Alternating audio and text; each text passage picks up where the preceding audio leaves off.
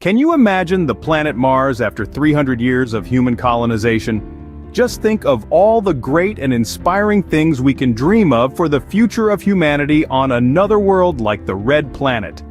All the futuristic, philanthropic, diverse dreamers, from engineers to scientists, entrepreneurs, and science fiction artists envisioning and creating new ideas and new technologies that would allow us to terraform another world where mankind has a chance to start again, to build a new life, learning from our historical mistakes. Just think for a minute. Just take one little minute to think of all the terrible ways we've treated this world and ourselves. With renewed vigor, the human spirit that binds us all would embark on a new adventure, our next step on our destiny-inspired journey toward the great vastness of the cosmos. One problem: Earth is a fecking mess. The reality is Mars would be completely and utterly and irreversibly fecked. Just look what we've done to art, science, entertainment, human relations, and fecking politics on our planet. Colonists would eventually rebel against Earth's colonial government on Mars, probably over the Bidenomically high price of freight to get their deliveries of afternoon tea. That is tea with 5 leaves that are never delivered at the agreed time of 4:20, and heavily taxed on top of that. In a bloody war that would probably last 20 years or more and cost countless lives, partially because Martian rebel group communications take twice as long as 21st century rebels back on Earth, because the telecommunication company, Redtel, has speed-capped the rebels' cell phone plan because they went over their data limit due to them allegedly spending too much time looking at pictures of non-binary, triple-breasted only Mars influencers and other unrelated budgetary issues involving the soon-to-be investigated. The Earth colonial government via a spokesperson has vigorously denied unfounded rumors of vast general online and social media censorship of Martian citizens and using bots to entrap people who have the hide to think for themselves, and asked all Mars patriots who love democracy to check out their merchandise at www.mars.gov/merch. If you have any issues with the Earth Colonial Government website, please email alex.jones.tin.foil.hat@mars.gov and they will contact you within 3-5 Mars business days to help you resolve the issue with your order. That is, unless the online team is going through a bullshit civil court case designed to stop whistleblowers from speaking out.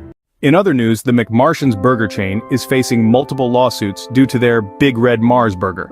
Some customers claim that this burger has transformed them into a peculiar creature resembling a blue-haired Jabba the Hutt with 3 man-boobs. These individuals are now unsure which bathroom to use, despite never being forced to consume this food in the first place.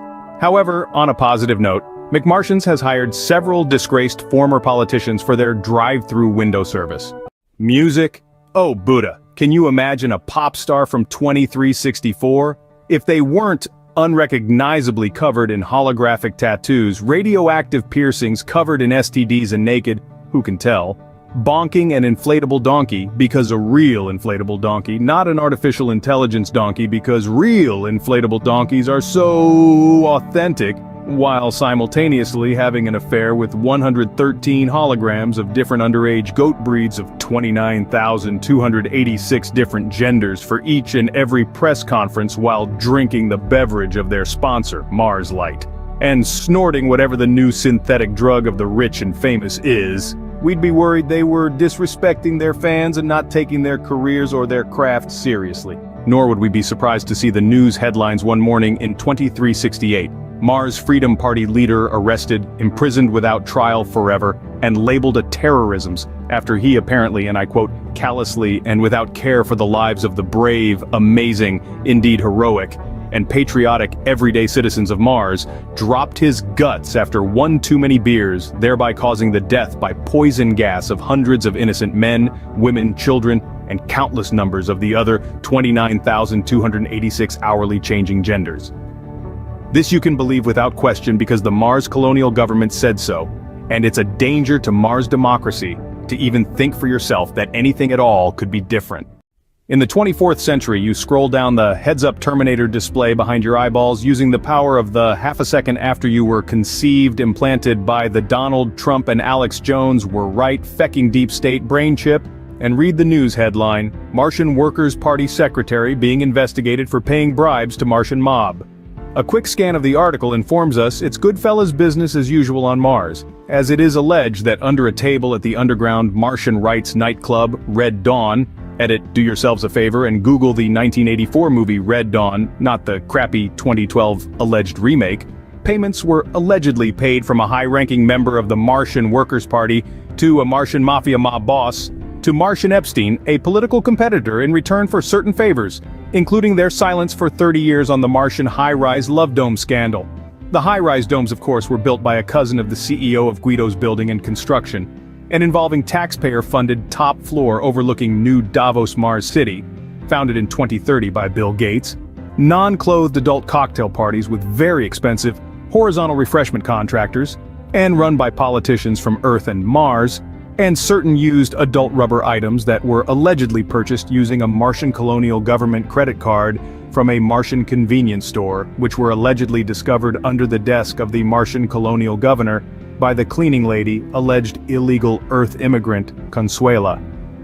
The secretary said in a statement that they neither confirm nor deny the allegations, but instead they pulled out a nice and shiny newly minted race card, poked out their tongue and said, "Neener, neener." As for the environment on the red planet, Jinkies, Thelma, you think cow farts are driving Greta Thunberg bonkers here on Earth in the 21st century? Can you imagine what would happen if we had to use Martian methane as a fuel to power our holographic, horizontal refreshment toys we would purchase off adult Amazon Mars? Mr. Deepfakes would have a field day with certain alleged high-ranking political patrons of a certain Mars Vegas casino. And as for any indigenous Martians we encounter, don't fecking go there because we know what would happen to those poor bastards. In conclusion, our only real guarantee of anything in 300 years of permanent human habitation on Mars is that tours of the Elon Musk Memorial and Souvenir Store will stop because the statue to the SpaceX legend will be torn down by Martian Lives Matter, fiery but mostly peaceful protesters trying to usurp the Martian colonial government, who will of course blame the violence on their political opposition, and MLM will throw the edifice into the H.G. Wells Fabian Society Canal, and neither the Mars Opposition Party or the Mars colonial government will put Elon's granite mug into a holographic museum for historical context. The MLM riot was organized ironically on the app MarsX, and even more ironically won't be called a fecking insurrection. Disclaimer, if you disagree with any of this, put your tinfoil hat on, get online and blame the Catholics. Fascinating, but quite impossible.